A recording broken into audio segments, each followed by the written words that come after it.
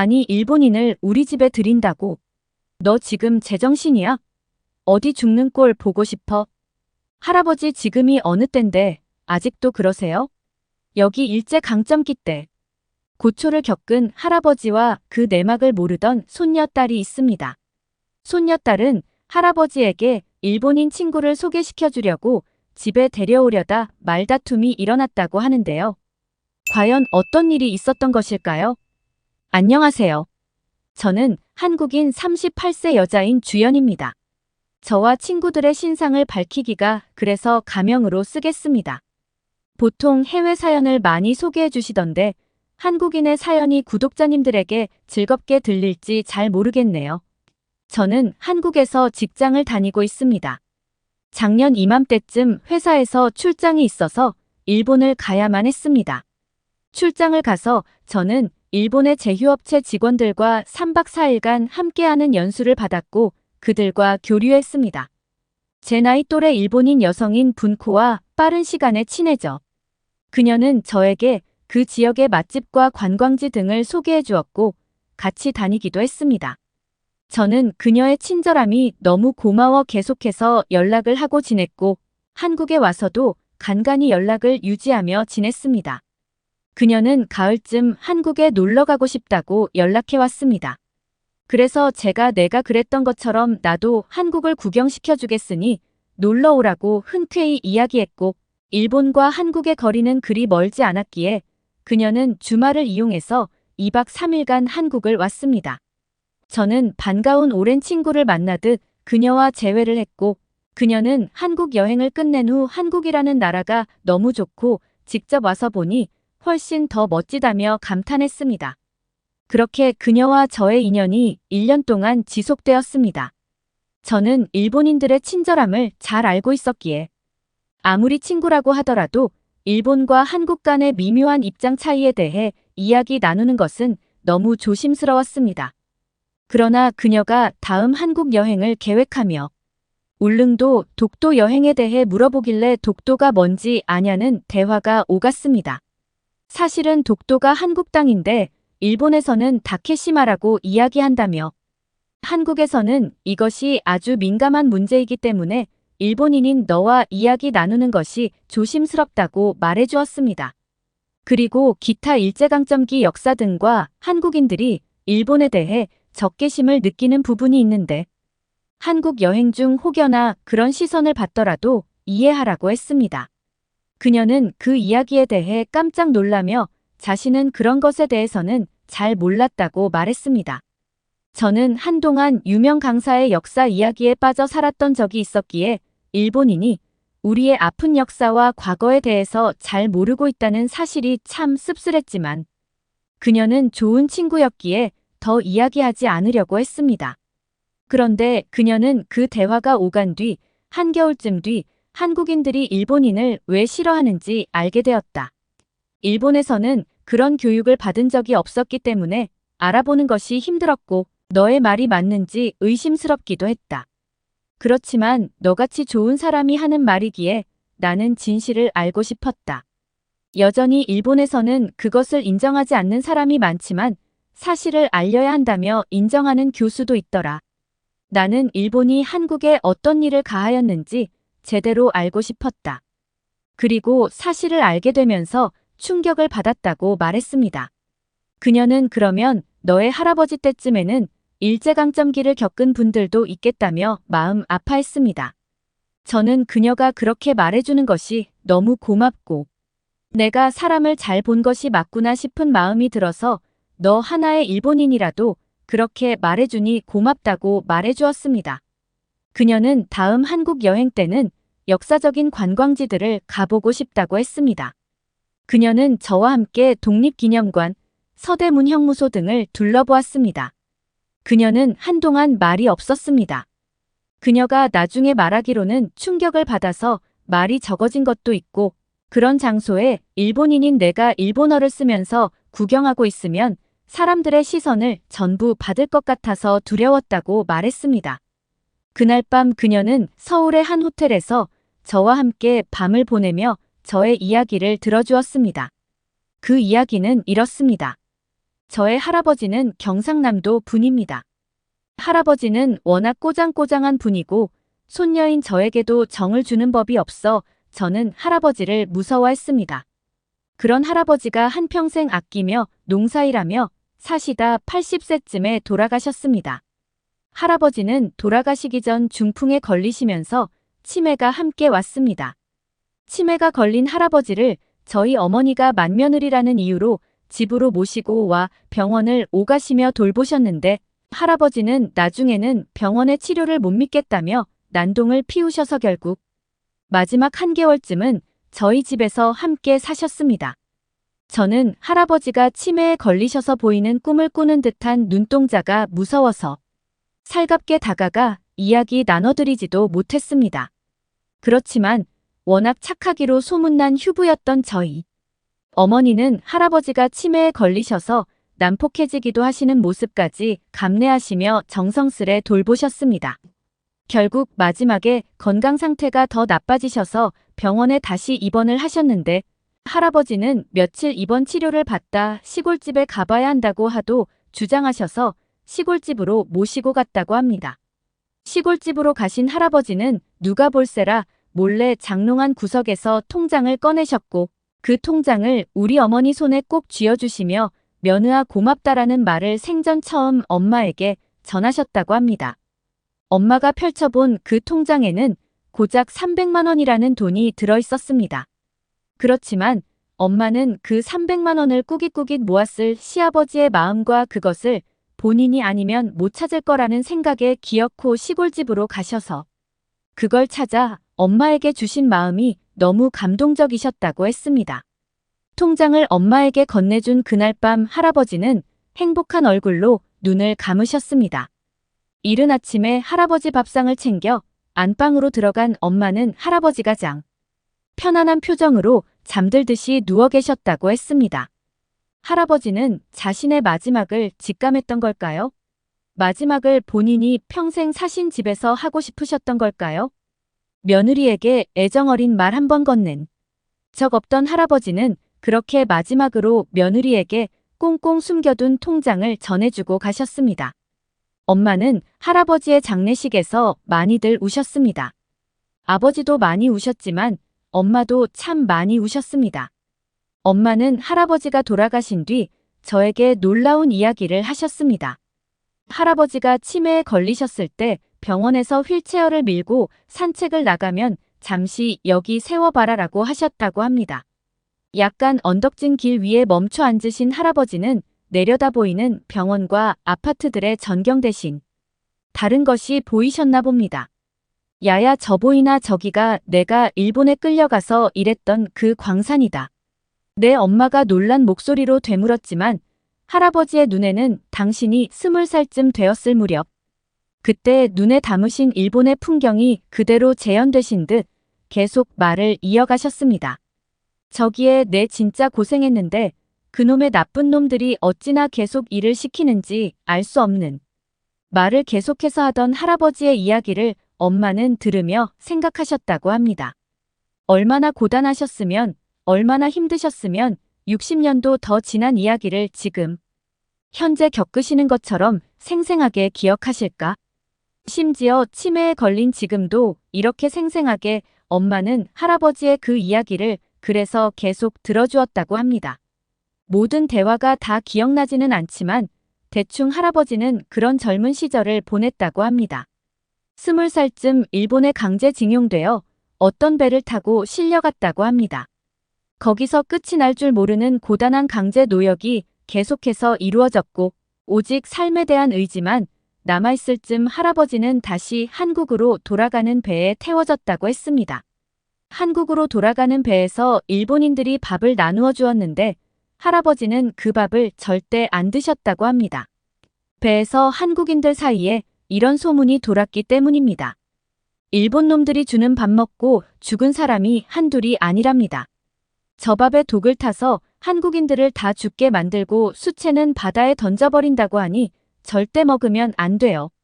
할아버지는 한국으로 돌아가는 며칠간의 긴 여행 동안 단 한 끼도 먹지 않고 강제징용의 대가로 받았던 생쌀 한 봉지를 조금씩 씹어먹으며 버텼다고 했습니다. 그렇게 한국으로 다시 돌아온 할아버지는 아무것도 없었습니다. 첩의 자식이었던 할머니를 노남 맞지기와 함께 가난한 시골 청년에게 시집 보낸 어느 돈 있는 댁의 영감님 덕에 할아버지는 논 한마지기와 함께 모든 것을 일구기 시작했습니다. 평생을 힘들게 농사짓고 살아도 평생 맘 편히 돈 한 번 써보지 못하고 돌아가신 우리 할아버지. 저는 할아버지의 꼬장꼬장했던 모습과 그릇에 밥을 남긴다고 혼내셨던 모습이 왜 그런지 이해가 되기 시작했습니다. 저는 이 이야기들을 그날 밤 뿡코에게 들려주었습니다. 그날 달빛이 무척이나 밝아 분코의 눈물, 고인 눈동자가 보였습니다. 코야, 오늘 할아버지의 이야기를 들려줄게. 내 목소리가 조용히 친구의 귀에 닿기 시작했을 때 미지아는 궁금한 눈빛으로 나를 바라보며 고개를 끄덕였습니다. 그리고 나는 할아버지가 겪었던 힘들고 고통스러운 경험을 시작부터 끝까지 전달했고요.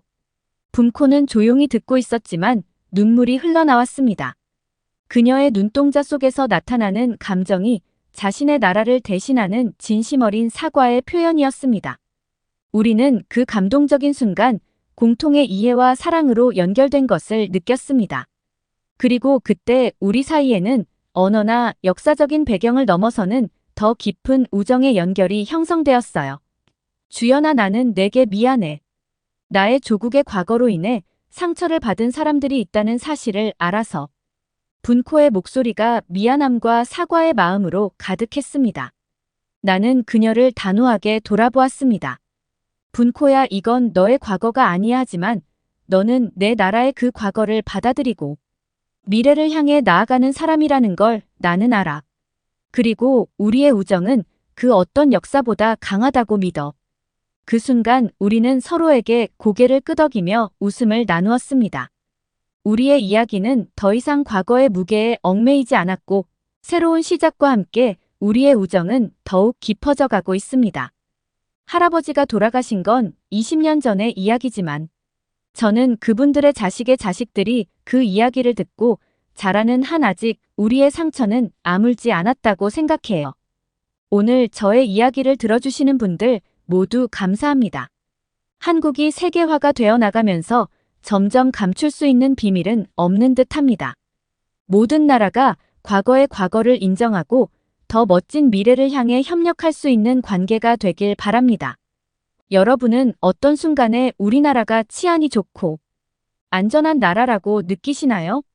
카페에서 비싼 핸드폰으로 자리를 맡아놓거나 여성 혼자서 밤길을 걷고 있는 광경은 한국이 안전한 나라라는 걸 증명해주는 상징적인 모습이 아닐까요?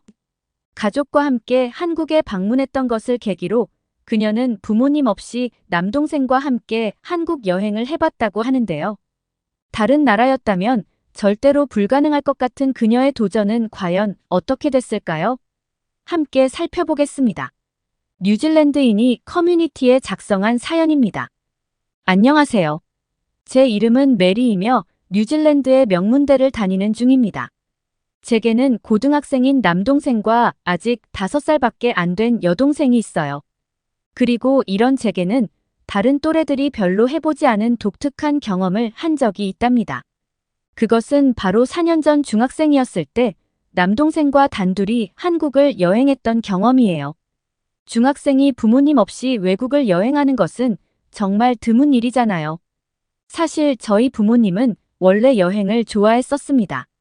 덕분에 저는 어렸을 때부터 뉴질랜드, 국내는 물론이고 근처 유럽까지 가족 여행을 많이 갔었죠. 유럽권만 돌아다닌 건 아니었어요. 동생들이 퇴원하고 나서 가족끼리 아시아 여행을 한 달 넘게 간 적이 있기도 합니다.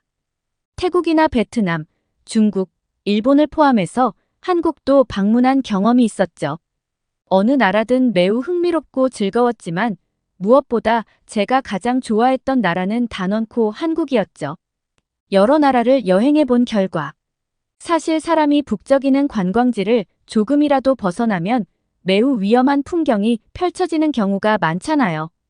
하지만 한국만은 어디를 가더라도 환한 가로등이 길을 밝혀주었고 도시 곳곳에는 북적이는 사람들로 가득했죠.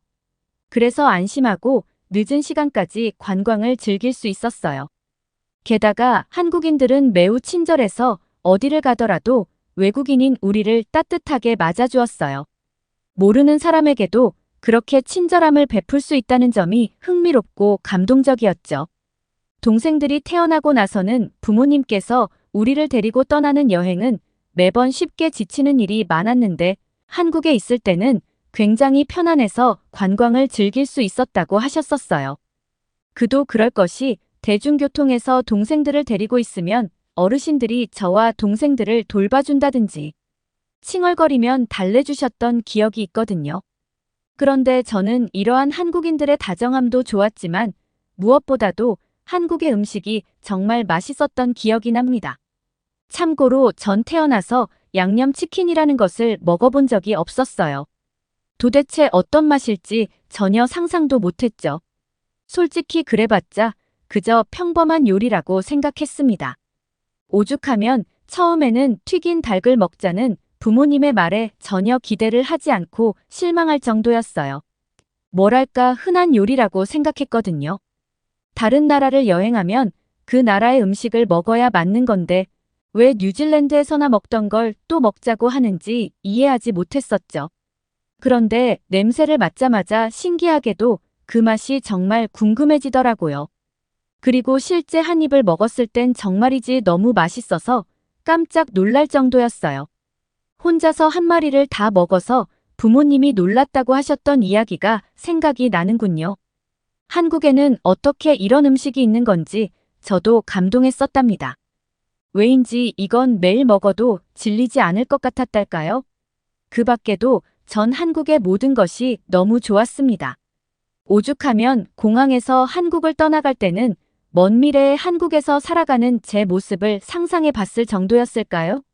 저는 뉴질랜드에 돌아온 뒤로 계속해서 한국이 떠올라 저의 일상에 집중하지 못할 정도였어요. 다음에 또 다 같이 한국에 놀러 가고 싶은 마음만 가득했죠. 그래서 그랬을까요? 저도 모르게 부모님께 한국 여행을 조르고 있었나 봐요. 그저 생각났을 때만 말씀드렸다고 생각했는데 엄마는 그것이 몹시 지쳤었나 봅니다. 한 번은 또 한국 이야기를 꺼내게 되었는데 아무 말이 없던 엄마가 갑자기 제게 이런 말을 하셨었어요. 메리 그렇게 한국에 가고 싶으면 혼자 다녀오는 건 어때? 혼자서라도 가고 싶으면 엄마가 도와줄게. 전 엄마의 제안에 깜짝 놀랄 수밖에 없었어요.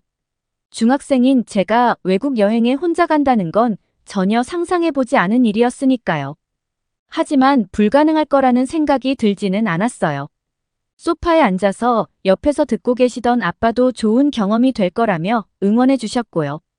그런데 옆에서 가만히 듣고 있던 남동생까지 같이 가고 싶다며 조르는 바람에 정말로 한국 여행이 현실화되어 버렸답니다.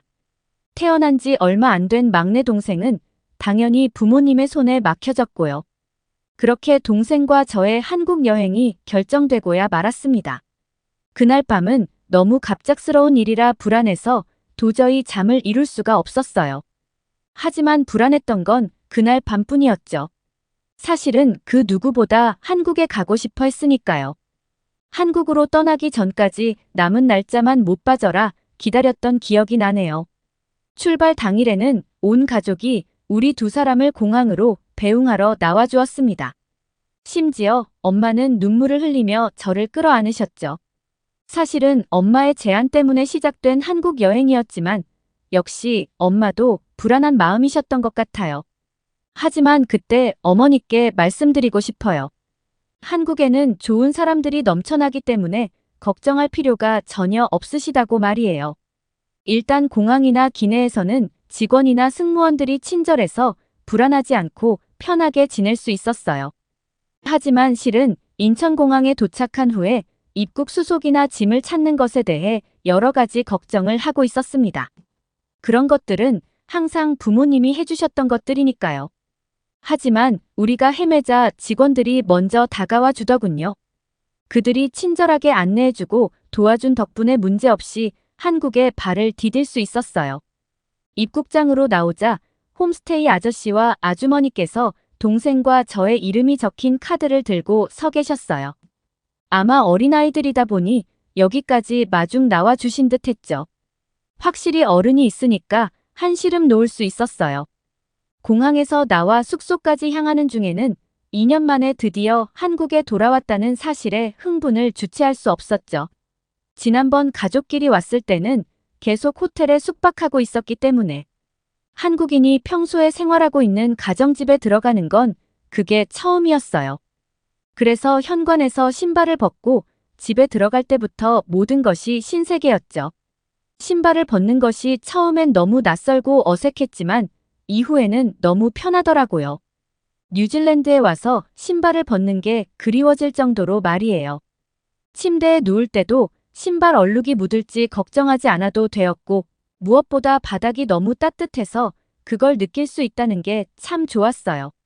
한국에 오기 전부터 한국의 가정집은 따뜻한 바닥 난방이 있다는 사실을 알고 있었기 때문에 이 점은 한국에 오기 전부터 기대하고 있던 부분이었죠. 당연히 절 실망시키지 않았고요. 하루는 딱히 어디 나가지 않고 그저 방바닥에만 누워서 남동생과 시간을 보냈는데 따뜻한 바닥과 오순도순 아늑한 분위기에 금세 골아 떨어졌던 기억이 나네요. 하지만 홈스테이에서 가장 기대했던 것은 사실 한국의 가정 요리도 먹을 수 있다는 점이었어요. 지금 돌아보아도 아주머니가 해주는 음식은 모두 맛있었었죠. 얼마나 맛있었냐면 뉴질랜드의 식사가 그리운 일은 없을 정도였어요. 그리고 매 식사마다 놀랐던 점은 한국 사람들은 야채를 정말 많이 먹는다는 사실이었습니다. 여러 가지 반찬에 채소가 들어가는 건 물론이었고 고기로 만든 음식에도 채소는 꼭 함께 곁들여져 있었어요. 부끄럽지만 뉴질랜드에 살면서는 사실 채소를 많이 먹어본 적이 없었거든요. 보통 뉴질랜드에서 먹는 채소라고 하면 토마토나 양파, 감자가 전부예요. 매번 튀긴 음식이나 정크푸드를 먹고는 했죠. 그래서 피부가 안 좋아지는 건 물론이고 살집도 있는 편이었어요. 당연한 결과였죠. 그런데 한국 음식은 여러 가지 채소가 들어가서 건강에 좋아 보이더라고요. 채소가 알록달록 들어가다 보니 겉보기에 색도 조화롭고 맛은 말할 필요가 없을 정도로 좋았습니다. 동생은 매일 밤잠에 들기 전 엄마가 만드는 것보다 아주머니가 만드는 요리가 더 맛있다고 이야기했거든요. 전 웃으며 엄마에겐 비밀이라고 했었답니다. 혹시 이걸 우리 부모님이 보고 계시진 않겠죠? 아무튼 정말 뉴질랜드에 돌아가기 전에는 살도 많이 빠졌고 무엇보다 피부가 정말 좋아져서 깜짝 놀랐었어요. 한국인들이 왜 동안이고 피부가 좋은지 알 수 있었습니다. 아무튼 한국에서 지내는 내내 즐거운 일만 가득했던 것 같네요. 그러나 물론 우리의 여행이 순조롭지만은 않았어요. 자칫 큰일이 날 뻔한 해프닝도 있었습니다. 그것은 남동생과 둘이서 서울에 있는 외국인 전용 투어에 참가했을 때의 일이에요. 당시 서울 관광을 마친 우리는 서울 교회에 있었습니다. 이제 투어를 끝내고 집으로 돌아가려고 지하철을 타기로 했었죠. 홈스테이 아저씨가 집까지 오는 교통편을 미리 알려주셨기 때문에 핸드폰에 메모해둔 상태였어요. 그런데 잠시 후에 타야 할 지하철을 잘못 탔다는 사실을 깨달았어요. 지나쳐야 할 정거장들이 나오지 않았거든요. 정신을 차리고 지하철을 내렸을 땐 이미 너무 멀리 와 있는 상태였고 되돌아갈 방법을 몰랐습니다. 뉴질랜드에서 길을 잃어버려도 당황했을 텐데 하필 말도 안 통하는 곳에서 길을 잃어버리게 되니 우리는 완전히 패닉 그 자체였어요. 모르는 장소에 와버렸다는 사실에 머릿속이 엉망진창이었죠. 제가 너무 당황해서 그랬을까요? 그런 저를 보고 동생은 금방이라도 울음을 터뜨릴 것 같은 표정을 짓고 있었어요. 누나로서 제가 이 일을 해결해야 할 것 같았지만 솔직히 저도 울고 싶었습니다. 머릿속이 새하얘지니까 어떻게 해야 할지 감도 안 잡히더라고요. 그렇게 몇 분을 그 상태로 가만히 서 있었던 것 같습니다. 그런데 갑자기 한 여성분이 우리에게 다가와 영어로 말을 걸어주었어요. 미국 억양이었지만 알아듣는 데에는 문제가 없었죠.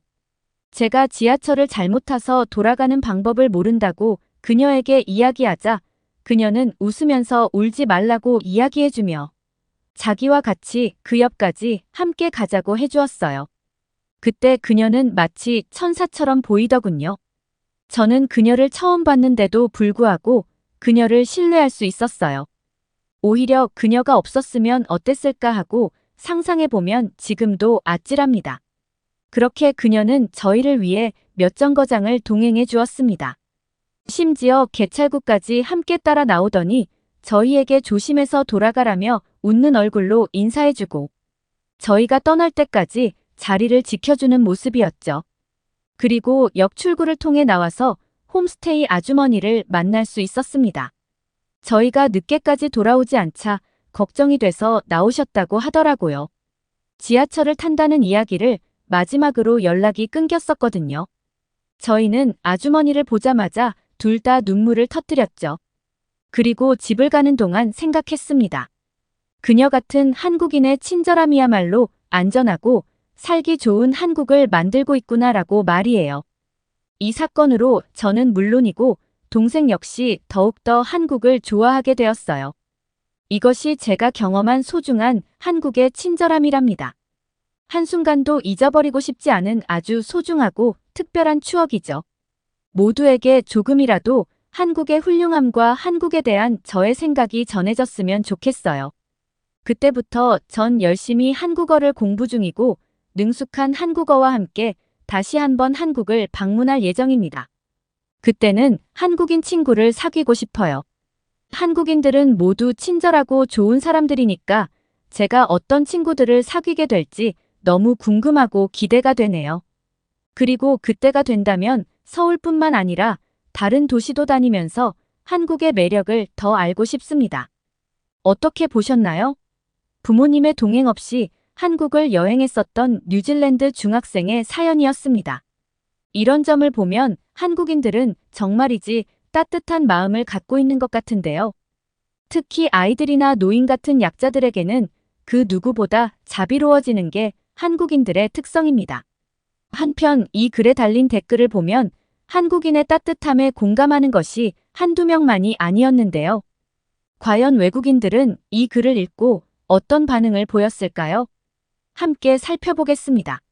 한국의 아이들은 어린 초등학생이라도 혼자서 버스나 지하철을 타고 학교에 가 유학 중에 그 광경을 몇 번이나 봐서 아주 놀랐던 기억이나 나는 아이들의 용기도 대단하지만 그 여행을 허락해준 부모님의 용기와 결단이 더 대단하다고 생각해 아마도 여행을 많이 다니다 보니까 한국이 얼마나 안전한지 부모님은 알고 있었던 거야.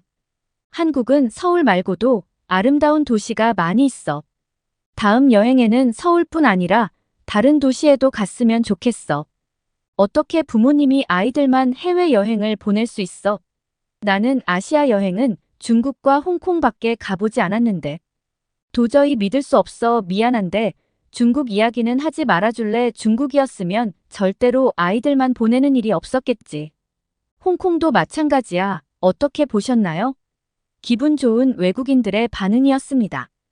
우리나라는 세계 최대의 국가 비교 사이트인 넘버1 닷컴에서 여행하기에 가장 안전한 나라 1위로 꼽히기도 했는데요. 이것은 한국이 해외 어느 나라와 비교해도 가장 뛰어난 치안을 유지하고 있다는 걸 나타냅니다. 이런 좋은 결과를 얻기까지 우리 한국인들의 많은 노력이 있었는데요. 드디어 많은 세계인들이 한국의 위대함을 인정하기 시작하는 것 같습니다. 유산으로 물려받은 자동차를 세차하던 여성과 한국인 남성은 자동차에 뭔가 이상한 낌새를 느낍니다. 이 여성은 트렁크 바닥이 고르지 못하다는 것을 알고 괜히 한 번 더 만져보는데요. 그걸 본 남성이 트렁크 바닥을 몇 번 만지자 분리가 되며 뭔가를 발견하고 깜짝 놀라고 맙니다. 도대체 어떤 사연이 있을까요? 자세히 한번 알아보겠습니다. 해당 사연은 뉴질랜드인 로라 씨가 제보하신 내용을 바탕으로 재구성된 스토리입니다. 안녕하세요. 저는 뉴질랜드인 로라입니다. 저는 3남매 중에 둘째로 태어나 오빠와 여동생 사이에서 가족들의 관심을 받지 못한 채 자랐습니다. 공부를 잘하던 오빠, 미술을 잘하던 여동생 제이는 자신만의 뭔가를 가지고 있어 눈길을 사로잡기 충분했죠. 하지만 제가 잘하는 것은 그저 추리 같은 실생활에는 별로 필요 없는 것이었어요. 그렇기에 부모님의 관심은 저 멀리 있었죠. 그 대신 친구들 사이에서 인기가 많았습니다. 말 그대로 퍼즐 맞추기 영상, 퀴즈 같은 추리와 관련된 게임을 하면 제가 1등을 하고는 했거든요. 아버지가 추리를 좋아하셨는데 저도 모르게 아버지 눈에 들고 싶어서 집중하게 된 것이 아닐까 싶어요. 그렇게 학교 생활을 끝마치고 직장에 들어가게 되었습니다. 경찰을 하고 싶기는 했지만 체력이 좋은 편이 아니라서 평범한 광고 회사에 들어가게 되었죠. 그곳에서 한국인 동료를 만나 사랑에 빠졌습니다. 제가 먼저 좋아해서 데이트를 신청했던 게 생각나네요. 저희는 1년의 연애를 마치고 자연스럽게 결혼을 하게 되었습니다. 남편은 저뿐만 아니라 제 가족에게도 친절하게 대해줬죠. 그는 결혼한 이후로 3달에 한 번씩은 제 부모님께 눈도장을 찍고 심지어 가족 여행을 주도할 정도로 가족의 진심인 사람이었습니다. 그래서인지 가족들도 저보다는 기영 씨를 좋아하게 되었죠. 특히 아버지가 좋아하시던 낱말 퀴즈를 기영 씨가 잘해서 더 예뻐하셨죠. 어머니가 지니고 계셨던 지병으로 세상을 떠나시고 얼마 안 있어서 갑자기 가족회의가 모집되었습니다. 아버지는 평소와 다름없는 표정이셨으나 분위기가 달랐죠. 웃으며 입을 열었으나 저희를 모두 경악시키기에 충분했습니다. 아버지가 암에 걸리셨다는 이야기였습니다. 여동생인 제이는 요즘 기술이 좋아져서 암도 잘 치료할 수 있는 거 아니냐는 물었지만 그 어떠한 대답도 해주지 않았죠. 저희는 침울해진 채 이야기를 더 나눌 수가 없었습니다. 어머니가 떠나신 지 별로 되지 않았는데 아버지까지 떠나보내게 될지도 모른다는 생각에 마음이 아려웠습니다. 아버지는 병원비가 감당하기 어렵다는 것을 알고 있으니 집에서 요양하시겠다고 하더군요. 그 후에 경과를 지켜보자고 했습니다. 그 말을 꺼낼 수밖에 없는 아버지의 심정을 헤아릴 수가 없더군요. 그 당시 저 또한 딸과 아들을 낳은 상태였지만 아버지가 얼마나 마음이 아플지 알 수가 없었어요. 아버지의 몸은 좋아졌다가 안 좋아지기를 반복하셨습니다. 2년이 넘어가니 전전긍긍하던 가족들도 일상적인 일로 치부하기 시작했죠. 유일하게 제 남편인 기영 씨만은 그렇지 않았어요. 최소 일주일에 한 번씩 아버지를 뵈러 가더군요. 또 한 번은 아버지가 급격히 몸이 안 좋아지셔서 혼자 바닥에 쓰러져 계셨던 적이 있었습니다. 아버지 혼자 지내고 계셔서 핸드폰을 항상 손에 지니고 계셨으나 누를 힘이 없으셨다고 하더군요. 숨이 가빠올 때쯤 아버지 집에 도착한 기영 씨가 이 상황을 발견해 병원으로 옮겨지실 수 있었습니다. 늦게 왔다면 사망했을 수도 있었다며 병원에서는 기영 씨를 칭찬했죠. 그렇다고 아버지가 호전되신 것은 아니어서 병원에 오랫동안 머물러야 했습니다. 그래도 남편이 굉장히 자랑스럽더군요. 그 후 아버지는 병원에 있는 일이 잦아지셨죠. 결국 병원에 입원해야 하는 지경에 이르렀습니다. 그동안 아버지가 애지중지하던 첫째와 막내는 병문안을 잘 오지도 않았어요. 그들은 일이 바쁘다, 자식들을 키우려면 정신이 없다 등의 이유로 둘러대더군요. 오래 있으라는 것도 아니고 잠깐씩 얼굴을 보여달라는 것이었는데 말이죠. 이런 말을 하던 저도 그때 당시에는 자주 갈 수는 없었습니다. 아버지가 병원에 길어질수록 불안함보다는 마음이 놓이더군요. 차라리 집에 있을 때보다 의료진이 있는 병원이 더 나은 것 같다고 생각했거든요. 하지만 기영 씨는 오히려 아버지를 더 만나러 가서 이야기도 해주고 낱말 퍼즐도 같이 해줬죠. 아버지를 자주 뵈러 가는 이유에 대해 묻자 혼자 살던 시절 아팠던 적이 있는데 너무 서러웠다고 하더군요. 아무도 모르는 이곳에서 너무 공허했다고 했습니다. 아픈 아버지가 병원에 있긴 하지만 의지할 곳이 없으니 더 서러울 것이라고 하더군요. 못 가는 날에는 통화를 하면서 저보다 더 자식같이 굴었죠.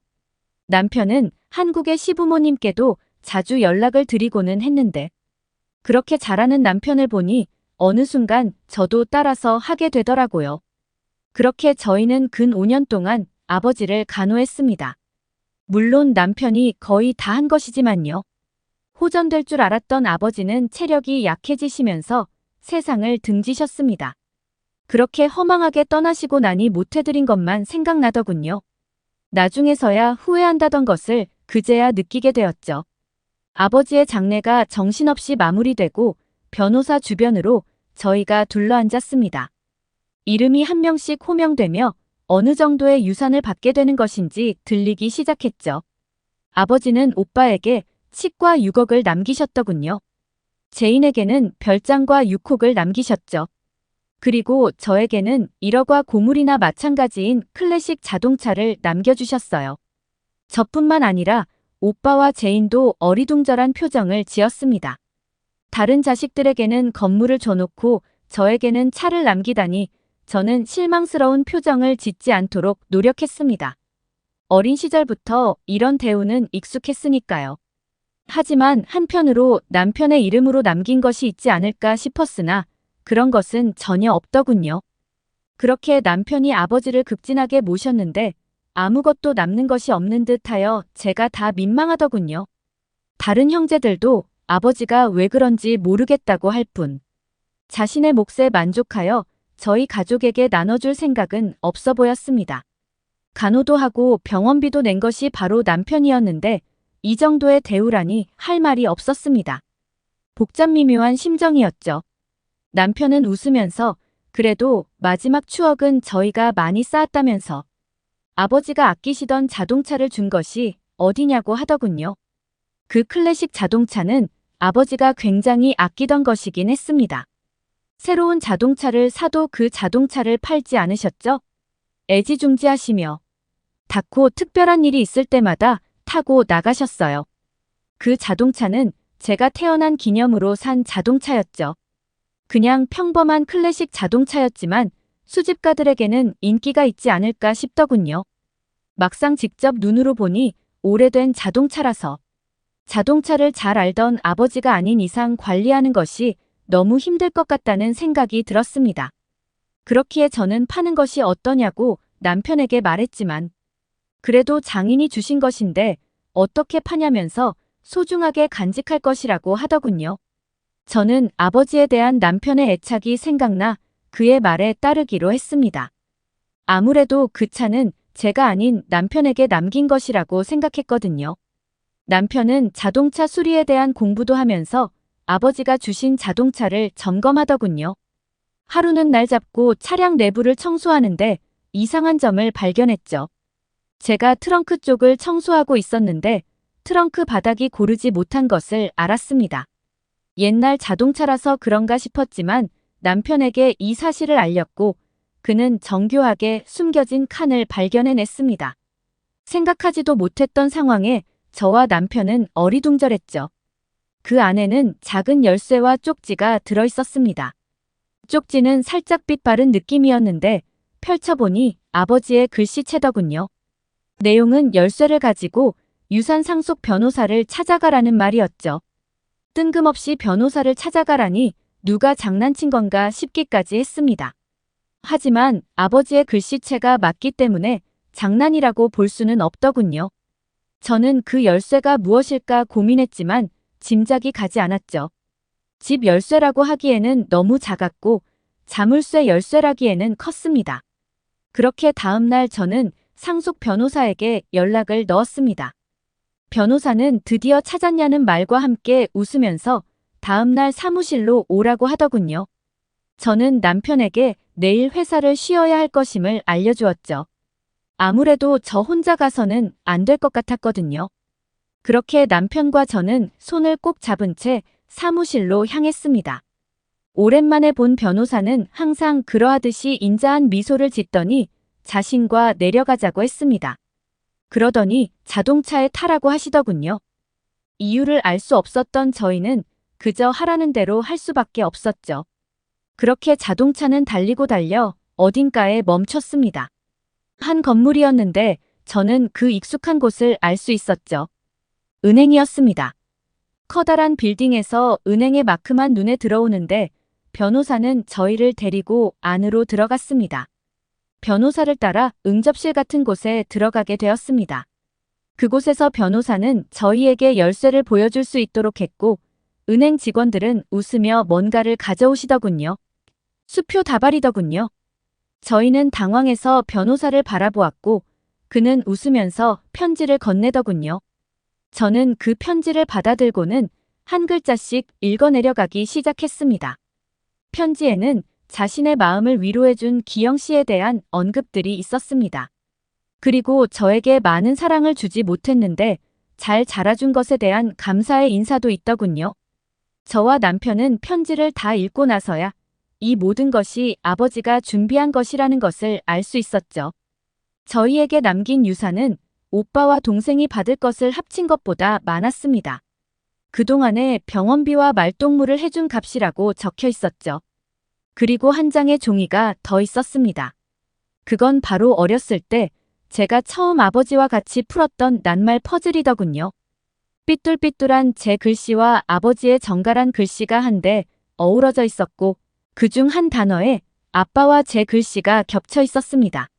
사랑 그 단어를 보니 아버지와 투닥거리며 그 단어를 썼던 게 생각나더군요. 편지의 추신에는 자신이 후원해주던 고아원에 원하는 만큼 기부를 해달라는 당부도 있었죠. 아버지는 많이 번다면 다른 사람에게도 돌려줘야 한다는 사명이 있으셨거든요. 저희는 그 말에 동감했기에 유산을 받고 편지에 있는 고아원으로 향했습니다. 그곳에서 아버지는 자신의 이름이 아닌 저희 남매, 최근에는 남편의 이름으로 기부를 하고 있었더군요. 저는 아버지가 저희에 대한 사랑이 남다르다는 것을 깨닫는 순간이었죠. 오빠와 제인에게 따로 유산을 물려받았다는 것을 말했더니 금액도 물어보지 않고 아버지에게 받은 것이니 남편과 제가 받는 것이 맞다고 인정해 주었습니다. 남편과 저는 고아원에 기부도 하고 현재까지 매달 봉사활동을 위해 가고 있답니다. 제 사랑스러운 남편이 없었다면 다른 형제들에 비해 유산이 물려주지 않은 아버지를 탓하며 저를 얼마나 사랑하셨는지 몰랐을 거라는 생각이 들더군요. 만약 주변에 사랑하는 사람이 있다면 꼭 말로 표현하시길 저처럼 후회하지 않도록요. 그런 김에 오늘 남편과 아이들에게 사랑한다는 말을 꼭 해야겠네요.